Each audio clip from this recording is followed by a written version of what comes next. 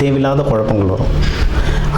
இப்போ கேதுலாம் இருக்கிறதுனால தேவையில்லாத குழப்பங்கள் வரும். நீங்கள் என்ன பெஸ்ட்டு என்ன பண்ணணும் அப்படின்னா, ஒரு பிஸ்னஸ் ஆர்டர் எடுக்கிறீங்கன்னா முன்னாடி கிரெடிட் மாதிரி வாங்கி வச்சுக்கணும்.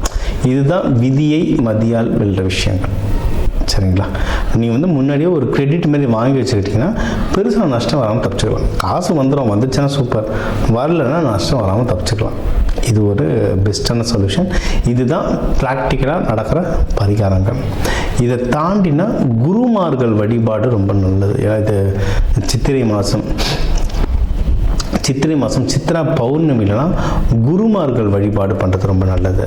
நீங்கள் மீனாட்சி சுந்தரேஸ்வர் திருக்கல்யாணம் பார்க்கறது நல்லது. இந்த சித்திரையில் வர முக்கியமான வழிபாடுகள்லாம் தாராளமாக பண்ணுங்கள். அம்பாள் வழிபாடோ லக்ஷ்மி வழிபாடோ, அதுவும் நீங்கள் சுவாதி நட்சத்திரமாலாம் வந்தீங்கன்னா லக்ஷ்மி நரசிம்மர் வழிபாடு சூப்பராக இருக்கும்.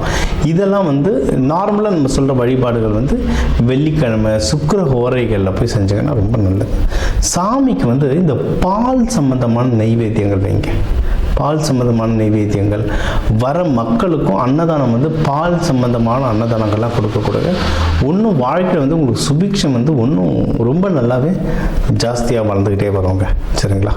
ஸோ நம்ம சொன்னது என்னென்னா, எல்லா பர்சனல் விஷயங்கள், பணம் கையில் தங்கிறது, இன்வெஸ்ட்மெண்ட், பிஸ்னஸ் க்ரோத் எல்லாமே ரொம்ப சூப்பராக இருக்குது. சரிங்களா? உங்களுக்கு தூக்கம் மட்டும் டிஸ்டர்ப் ஆச்சுன்னா சனிக்கிழமை நல்லா எண்ணெய் தேய்ச்சி குளிங்க. இல்லைன்னா தினம் தூங்கும் போது பாதத்தில் நல்லெண்ணெய் லைட்டாக தடவிட்டு, இல்லை முட்டிக்கீழே நல்லெண்ணெய் தடவிட்டு தூங்குங்க. தூக்கம்லாம் ரொம்ப நல்லாவே வரும். இந்த சித்திரை மாதம் உங்களுக்கு ஒரு அற்புதமான மாதமாக அமையும்.